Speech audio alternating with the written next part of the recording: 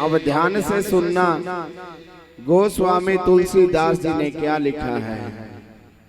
देखिए, जो कथा का अपमान करते हैं ना, उनको कोई फल नहीं मिलता कथा का, और जो अपमान करते हैं वो बिल्कुल मिट जाते हैं संसार से। कथा का अपमान करने वाला।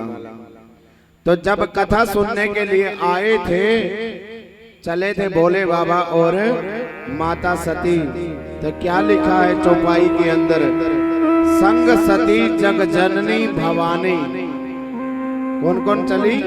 संग सती जग जननी भवानी।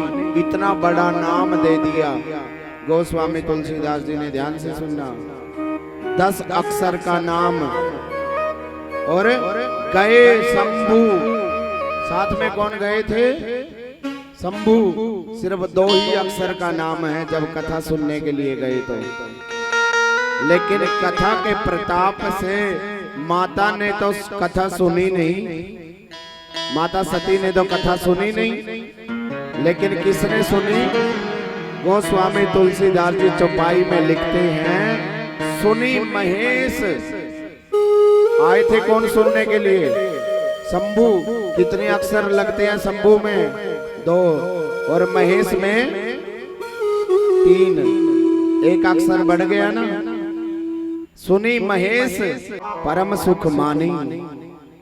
और आई कौन थी? जग जननी भवानी। 10 अक्षरों का नाम था, लेकिन जब चलने लगी तो फिर क्या बोले? मुनि सन विदा मांगी त्रिपुरारी। पहले 2 अक्षर में आए थे शंभू, फिर कथा सुनी तो क्या बन गए? महेश बन गए, 3 अक्षर बन गए। अब क्या बन गए? त्रिपुरारी। तीनों लोकों के मालिक बन गए। और जो जगजननी भवानी बन के आई थी, माता का पद छीन लिया गोस्वामी तुलसीदास जी ने। फिर क्या कह रही हैं? चले भवन संग दक्ष कुमारी। आई कौन थी? जगजननी भवानी बन के आई थी, और गई कौन? दक्ष कुमारी बन के गई। अब कौन? दक्ष कुमारी। 2 अक्षरों का नाम रह गया, लेकिन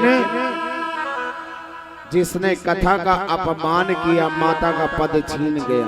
पहले माता का पद मिला हुआ था, जगत जननी भवानी बन के आई थी, अब वो माता का पद नहीं दिया गोस्वामी तुलसीदास जी ने। अब कौन जा रही है? दक्ष कुमारी बन के जा रही है, और अहंकार का नाम है दक्ष। दक्ष अहंकार का नाम है, तो आज अहंकार की बेटी बन के जा रही है। जैसे ही वहां पर कथा सुनने के लिए जाते हैं, ऐसा क्यों हुआ? जैसे ही भोले बाबा अगस्त मुनि के पास में कथा सुनने के लिए जाते हैं, महाराज अगस्त ऋषि ने तो देख के दूर से देख लिया, आज मेरे भोले बाबा और माता सती आई हैं, तो चरणों में गिर के दंडवत प्रणाम किया। जय हो भोले बाबा, जय हो त्रिपुरारी।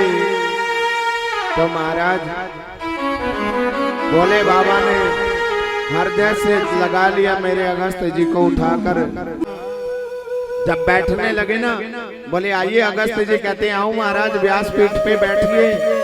बोले नहीं, आज हम कथा सुनाने के लिए नहीं आए हैं, आज हम खुद कथा सुनने के लिए आए हैं। बोले महाराज आपके होते हुए भला मैं कथा कैसे कर सकता हूँ? क्योंकि भोले बाबा ही राम कथा कहने वाले। सबसे पहले किसने की है ये कथा? भोले बाबा ने ही राम माता पार्वती को सुनाई है ये कथा। तो महाराज आप तो इतने बड़े कथावाचक हैं, आपके पास में भला मैं कैसे कथा कहूंगा आपके सामने? भोले बाबा कहते हैं तो फिर क्या मैं आज आपको प्रत्यक्ष दिख गया, आज यहीं पे हूँ, क्या मैं कण कण में नहीं हूँ? बोले हाँ महाराज कण कण में तो हो। बोले फिर आप जब पहले भी था तो अब भी हूँ, तो कथा करिए, सुनाइए ना, मैं हम श्रोता बन के आए। तो भोले बाबा तो बड़े प्यार से कथा सुनने लग गए, लेकिन माता सती के मन में आ गया कि अगर ये कथावाचक ही हमारे चरणों में प्रणाम कर रहे हैं, तो ये हमारे से ज्यादा थोड़ी जानते हैं। फिर तो हम बड़े हो गए। देखिए, जब तक अपने अंदर का अहंकार नहीं मिटेगा, जब तक कथा फल नहीं देगी, तब तक कथा दिमाग में नहीं बैठेगी, तब तक कथा का विशेष फल नहीं मिलेगा श्रोता को। अपने ही गुणों को लिए अगर बैठे रहोगे तो कि हम तो इतने बड़े सेठ हैं, हम तो इतने बड़े सरकारी नौकरी पे हैं, हम तो इतने बड़े घर के रहने वाले हैं, हम तो ये हैं, हम वो हैं, लेकिन कथा के अंदर तो सब कुछ भूल के जाइए, भगवान के चरणों में बैठिए कि हम कुछ नहीं हैं। तो आज माता सती के मन में आ गया कि यही जब हमारे पति के पांव पड़ते हैं तो ये हमारे से क्या ज्यादा जानते होंगे, इसलिए कथा नहीं सुनी। इधर उधर देखती रही, कौन सी सूट बढ़िया वाला पहन रही है, किसने कैसी साड़ी बांध रखी है, किसने कैसा लॉकेट पहन रखा है, इसी में निकल जाती है कथा। और महाराज जैसे ही कथा पूरी हुई तो जब चलने लगे और भोले बाबा विदाई मांगने लगे, तो राम जी की कथा को सुनकर भोले बाबा बड़े धन्य हो गए और अगस्त जी को कहने लगे कि मांगिए, अब क्या मांगना चाहते हैं मेरे से, मैं बड़ा प्रसन्न हूँ आपकी कथा सुनाने से।